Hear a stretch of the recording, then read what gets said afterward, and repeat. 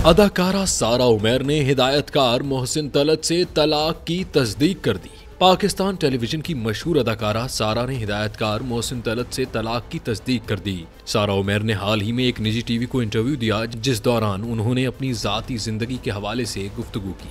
अदाकारा ने हिदायतकार मोहसिन तलत से तलाक की तस्दीक करते हुए कहा कि मेरे निजी टीवी चैनल से नशर होने वाले शो में शिरकत की वजह ये थी कि जिन हालात से मैं गुजर रही थी उसके लिए मैं बहुत सारी चीजों से दूर रहना चाहती थी। अदाकारा ने बताया कि निजी शो में आने से बहुत पहले मेरी हिदायतकार मोहसिन तलत से तलाक हो गई थी।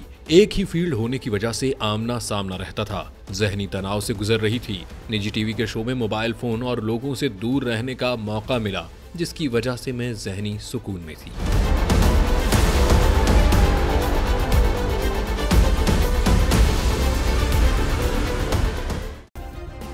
सब्सक्राइब करें और बेल दबाएं ताकि कोई खबर रह न जाए।